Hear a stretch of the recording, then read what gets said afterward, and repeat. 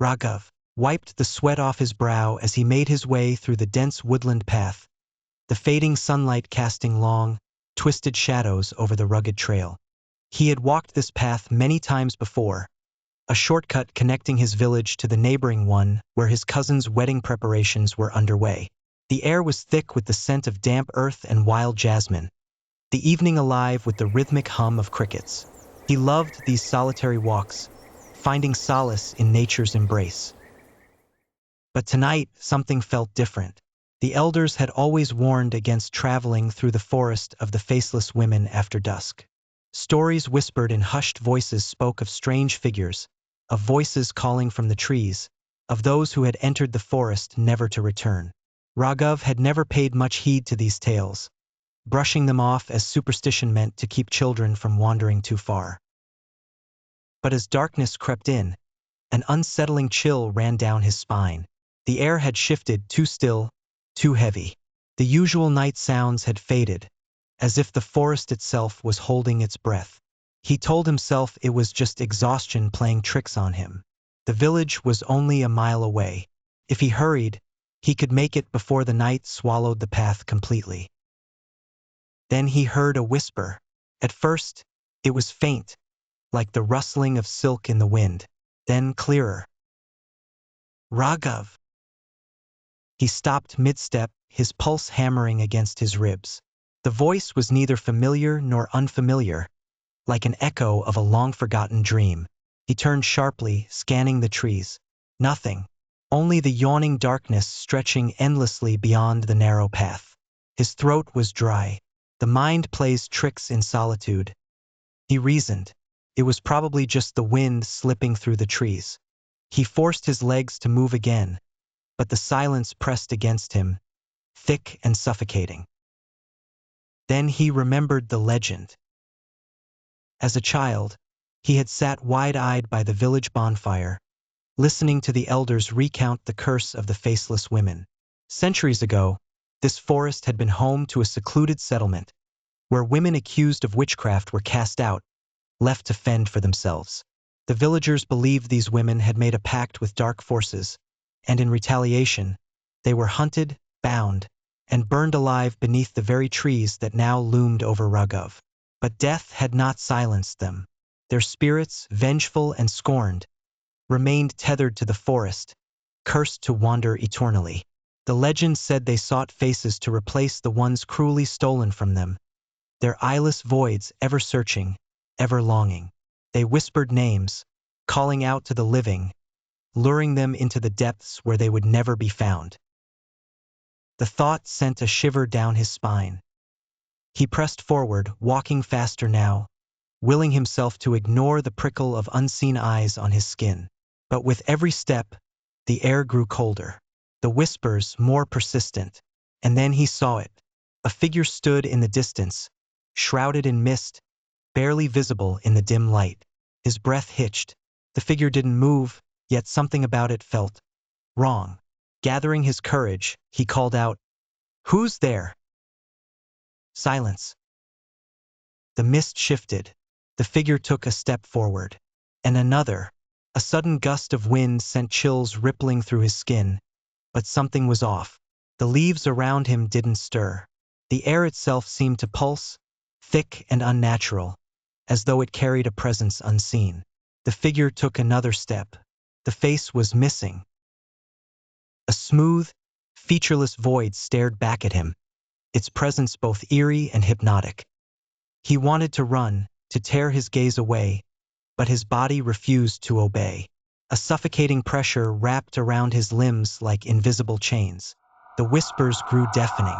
The air seemed to ripple, unseen hands grazing his skin, the faceless entity reaching out. "Give me a face. Give me yours." His vision blurred. His thoughts splintered. He felt himself being pulled, his body no longer his own. It was as if the space around him had unraveled, warping and twisting into something unreal. Desperation surged through him. His fingers fumbled into his pocket, closing around something cold and metallic. His grandmother's amulet, a talisman of protection, said to ward off evil. With the last shred of his will, he ripped it from his pocket and threw it at the figure. A shrill, unearthly wail pierced the air. The faceless woman recoiled, the mist around her spiraling into chaos. Shadows writhed between the trees, stretching, reaching, but Raghav didn't wait. He ran. Branches tore at his clothes, his lungs burned, but he didn't stop, not until the first glimmers of the village lights broke through the darkness. His feet hit solid ground as he stumbled into the clearing, gasping for breath. Villagers rushed to him, their faces filled with concern. Hands on his shoulders, voices calling his name. He tried to speak, to explain, but the words tangled in his throat. Then, he caught his reflection in a nearby window. His breath hitched. For a moment, just a fleeting second, his face was missing. His mouth opened in a silent scream, but in the glass, the reflection remained eerily still. And somewhere, just beyond the village walls, the whispers lingered. On a moonless night in the remote region of Shangtung, for weary travelers trudged along a dusty road, their feet echoing against the cobblestones. The chilling wind whispered through the trees, carrying an unsettling air that sent shivers down their spines. After a long journey filled with uncertainty and dread, they spotted a small inn glowing faintly in the distance, a beacon of warmth and respite. As they approached the inn, the door creaked open, revealing the innkeeper, a gaunt man with deep-set eyes that flickered with unease. "I'm afraid we have no rooms available," he said, his voice low and weary. The travelers exchanged worried glances, their fatigue pressing down on them like a heavy shroud. "Surely there must be some space where we can rest," one of them pleaded. The innkeeper hesitated, his gaze drifting towards the shadows of the night. Finally, he sighed, relenting. "Very well. You can sleep in the shack out back, but I must warn you. It's not much and it's quite secluded." With that ominous note hanging in the air, the travelers followed the innkeeper to the cramped shack, a simple wooden structure that creaked under the weight of history. "It's better than nothing," one of the travelers remarked, trying to lighten the mood. They settled in, spreading out their weary limbs on the rough floor. As darkness enveloped them, the innkeeper slipped away, leaving the travelers unaware of the sinister secret hidden just beyond the thin curtain that separated them from danger. Behind that curtain lay the lifeless body of his daughter-in-law, who had died earlier that day under mysterious circumstances. Her body, untouched and unburied, lay on a plank, awaiting a fate that would never come. 3 of the travelers fell asleep almost immediately, lulled by the exhaustion of the road. But the 4th, a man named Lee, felt an inexplicable dread creeping into his bones. A sense of foreboding gnawed at him, urging him to stay alert. As he lay there, eyes wide open in the oppressive darkness, he sensed a shift in the air, as if something otherworldly was watching him. Suddenly, the curtain rustled. Lee's heart raced as a bony hand pulled it aside, revealing a figure that sent icy dread through his veins. The Ch'iang Shih. With its greenish skin and glowing eyes, the creature resembled a ghastly apparition, a nightmarish vision that emerged from the depths of the grave.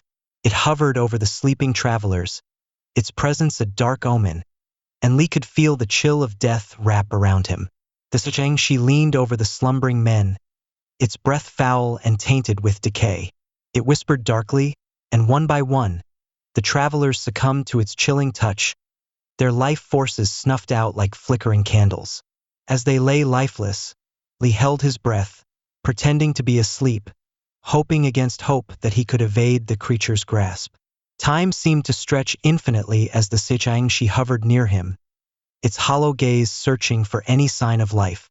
After what felt like an eternity, it finally withdrew, returning to the dark recesses behind the curtain, satisfied with its gruesome feast. With his heart pounding in his chest, Lee wasted no time. As soon as the creature was gone, he bolted out of the shack, the cold night air hitting him like a slap. The world outside was still and silent, but the terror of the night urged him to flee. The Ch'iang Shih, sensing his escape, let out a piercing shriek that shattered the calm, a sound that echoed through the stillness of the night. Lee sprinted towards a nearby willow tree, its gnarled branches swaying ominously in the wind. He ducked behind its thick trunk just as the creature came barreling after him, its movements swift and relentless. The Ch'iang Shih lunged, claws outstretched, its glowing eyes filled with ravenous hunger. In that heart-stopping moment, fear consumed Lee, and he fainted, collapsing to the ground. But fate intervened, for the creature's claws sank deep into the willow tree, becoming trapped in the rugged bark. With a fierce shriek of frustration, it struggled, but the more it fought, the more ensnared it became. As the first light of dawn broke over the horizon, painting the sky in brilliant hues of gold and crimson, the innkeeper stirred from his restless sleep. He emerged from the inn, alert and anxious, driven by a sense of foreboding. When he entered the shack, a chill gripped his heart as he discovered the lifeless bodies of the 3 travelers, victims of the Ch'iang Shih's hunger. But it was outside under the willow tree that he found Lee, unconscious but alive, untouched by the horrors of the night. As the innkeeper approached, he realized the true extent of the tragedy that had unfolded. He gently shook Lee awake, and as the young man's eyes fluttered open, he took in the dawn's light, a symbol of hope and survival. "Thank the heavens you're alive!" the innkeeper exclaimed, relief washing over him. "You must tell me what happened." Lee recounted the harrowing events of the night, the arrival of the Ch'iang Shih, the fate of his companions, and his desperate escape. As he spoke, the innkeeper's face turned pale, and he recounted the dark history of the Ch'iang Shih, how it was said to be born of unfulfilled revenge and anger, cursed to wander the night until it could claim another life. With the sun now fully risen, its warm rays dispelling the night's terror, the innkeeper vowed to give his daughter-in-law a proper burial. Together, they laid her body to rest beneath the willow tree, seeking to break the curse that had befallen them. Word of the night's horrors spread quickly, and the legend of the Ch'iang Shih grew, a cautionary tale passed down through generations. It served as a reminder of the thin veil between life and death, and the lurking dangers that lie in the shadows, waiting for the unwary.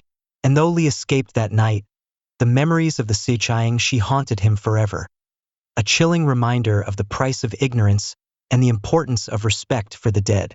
As the sun set each evening, he would glance towards the willow tree, knowing that even in the light, darkness could always return.